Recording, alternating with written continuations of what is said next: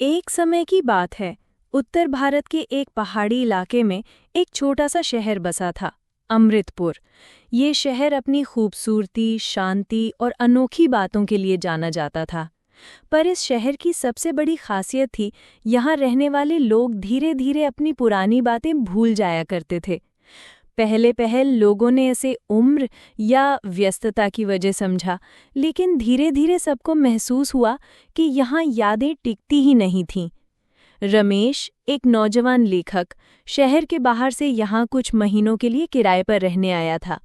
उसका इरादा था कि पहाड़ों की गोद में बैठकर एक उपन्यास लिखे। पहले कुछ दिन तो वो यहाँ की शांति में खोया रहा, लेकिन तीसरे हफ्ते से उसे कुछ अजीब लगने लगा। उसने पाया कि वो रोज जो बातें डायरी में लिखता था, उन्हें अगली सुबह पढ़ने पर उसे याद नहीं रहती थीं। रमेश ने आस पड़ोस के लोगों से बात की। एक बूढ़े लाला जी ने कहा, बेटा, ये शहर अब पहले जैसा नहीं रहा। यहाँ सब कुछ धीरे धीरे भुला दिया जाता है। हम सब भी शायद किसी समय कुछ और थे, पर अब बस हम हैं और खाली यादें। रमेश को बात अजीब लगी, लेकिन फिर उसने खुद महसूस किया कि उसे लोगों के नाम, रास्ते, यहाँ तक कि अपनी लिखी कहानियां भी भूलने की बीमारी हो गई है। फिर उसकी मुलाकात हुई सीमा से, एक युवती जो अमृतपुर में जन्मी नहीं थी, पर पिछले 5 सालों से वहां रह रही थी। वो स्थानीय स्कूल में बच्चों को चित्र बनाना सिखाती थी। सीमा ने रमेश को बताया कि वो भी पहले सब भूलने लगी थी, लेकिन फिर उसने एक तरीका खोजा।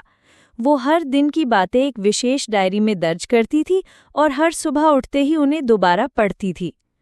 हम अगर रोज खुद को याद दिलाते रहें कि हम कौन हैं, कहाँ से आए हैं और हमें क्या करना है, तो शायद इस शहर की ये भूलने की हवा हमें नहीं छू सकती, सीमा ने कहा।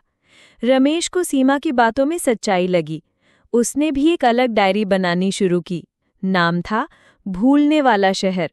वो हर रोज न सिर्फ दिन भर की बातें लिखता था, बल्कि खुद से सवाल भी करता था, तू कौन है रमेश, किस लिए आया है यहाँ?